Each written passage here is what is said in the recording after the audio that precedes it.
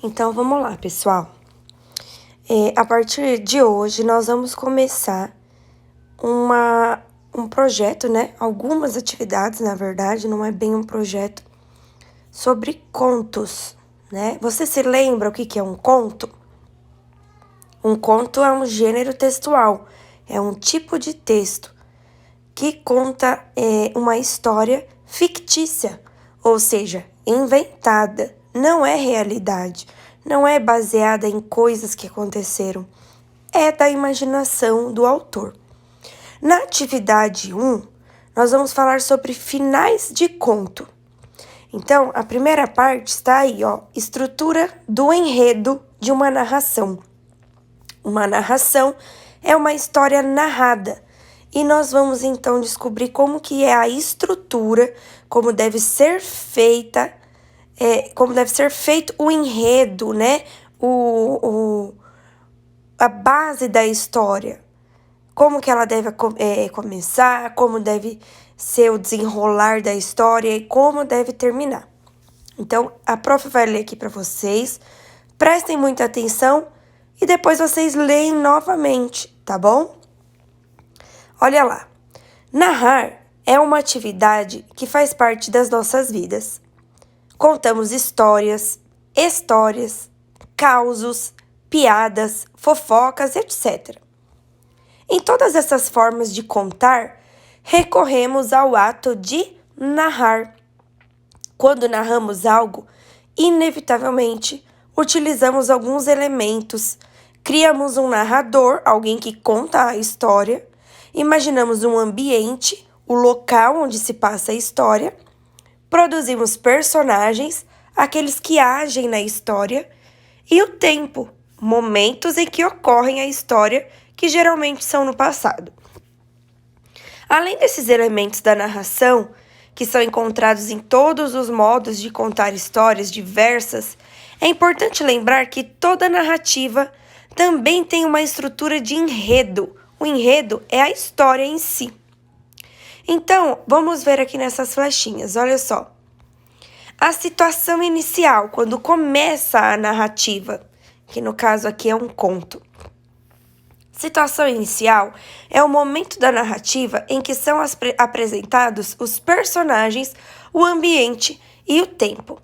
Então, logo no começo da narrativa, no começo da história, é necessário apresentar ao leitor quem são os personagens dessa história, qual é o ambiente e em que tempo está se passando essa história, para que a pessoa tome conhecimento do básico.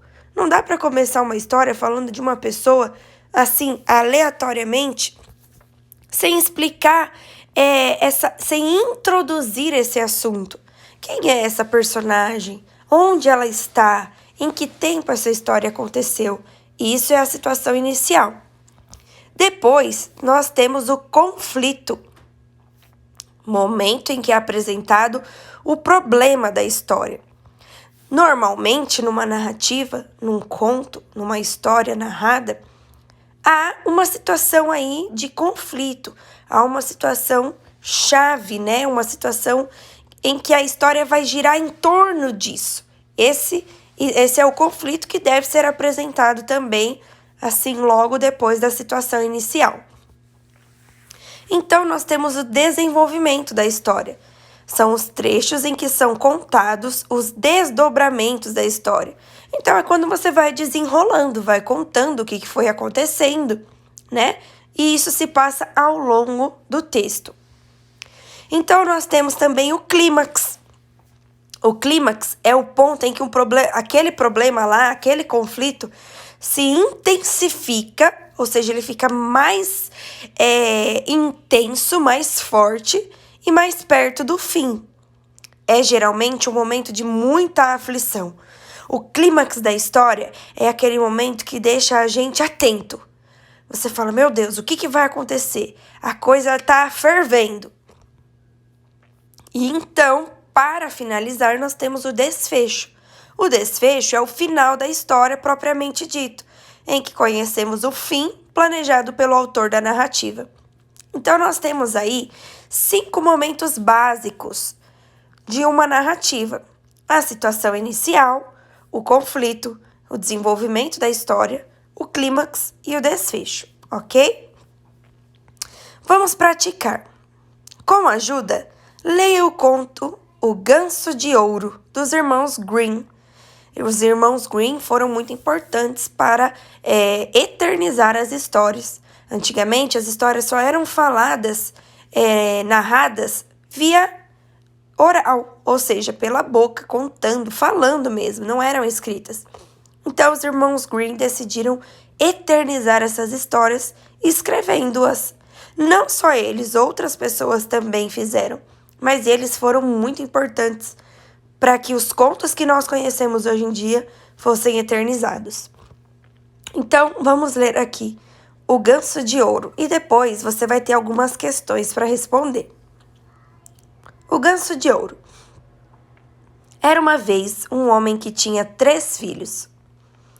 O mais moço era chamado de Dunlin, mais conhecido como João Bocó, pois todos achavam que ele era mais do que a metade de um tolo.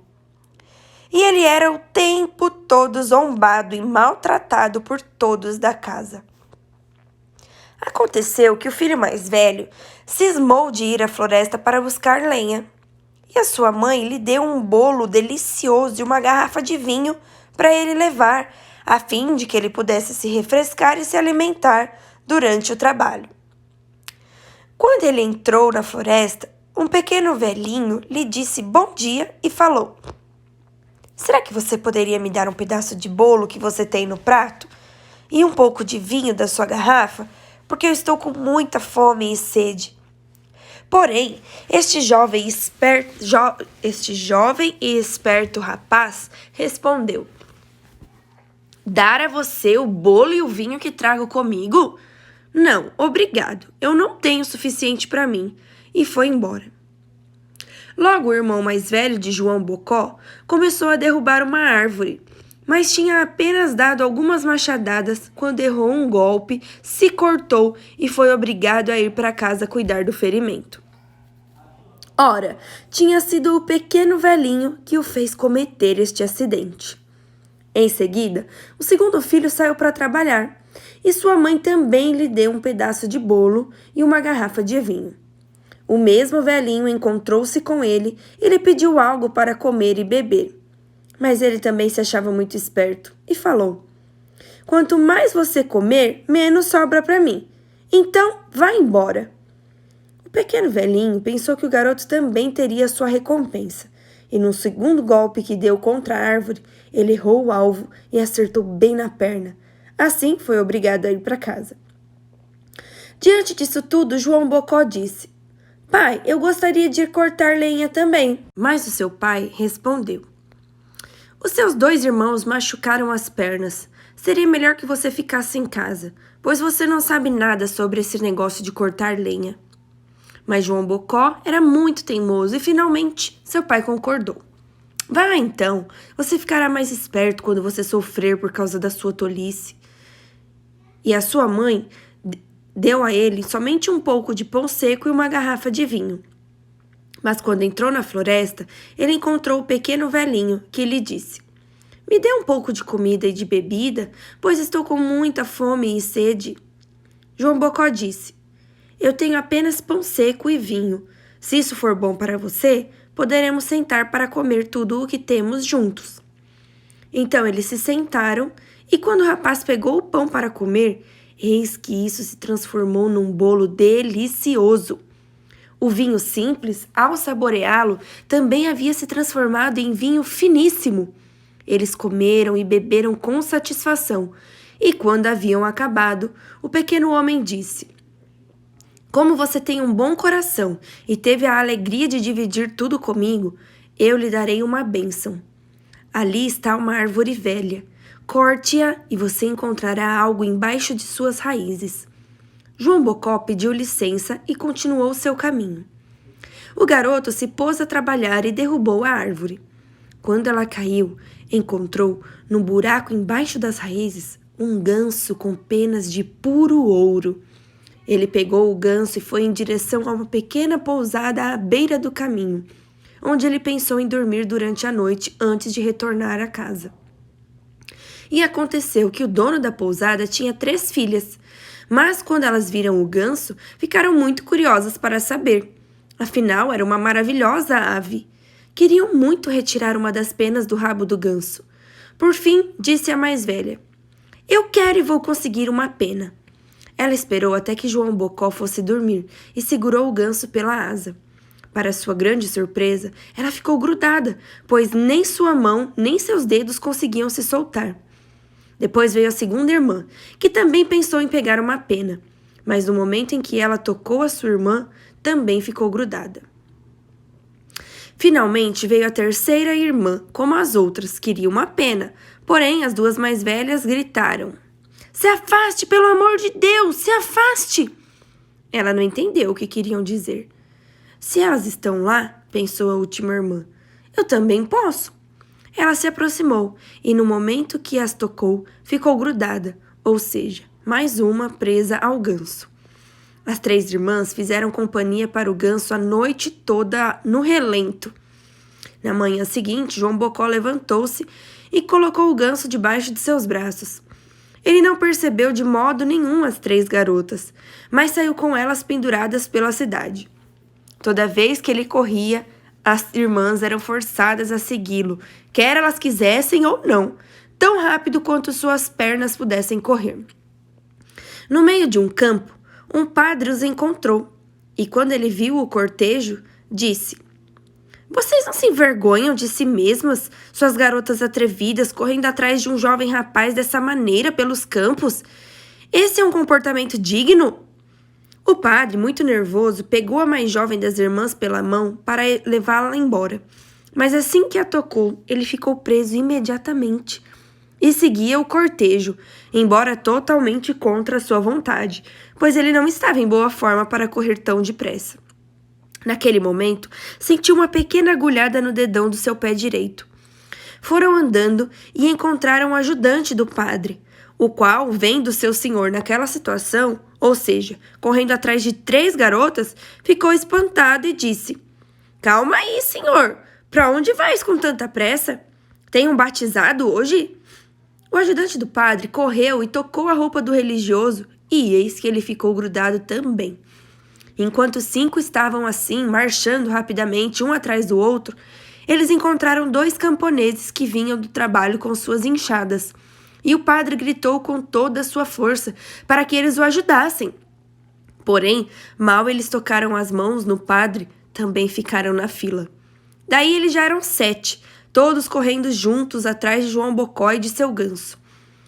Ora, João Bocó pensou que gostaria de fazer um pequeno passeio antes de ir para casa.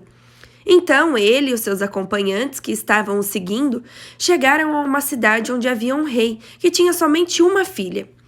A princesa era pessoa tão séria e mal-humorada que ninguém conseguia fazê-la rir.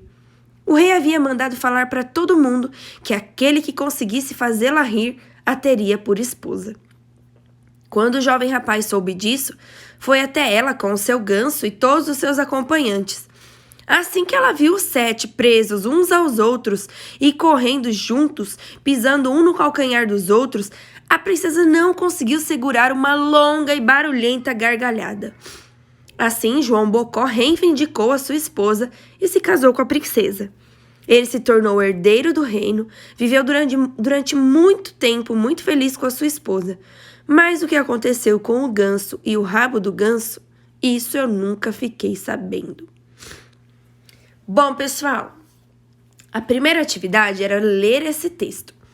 Então, a prof leu para vocês, mas eu convido-os a lerem novamente, porque quanto mais a gente lê uma história, um texto qualquer que seja, mais entendemos o assunto, mais sabemos com propriedade, ou seja, com detalhes, o que aquele texto está nos dizendo. Então, se ficou alguma dúvida, eu te convido a ler novamente ou a ouvir novamente a história.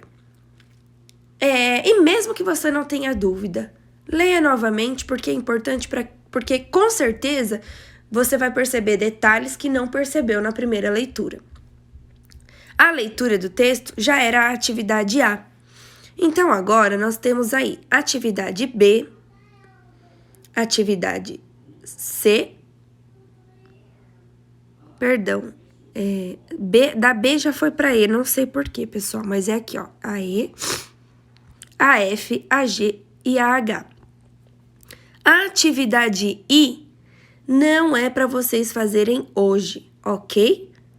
A atividade I não será feita hoje.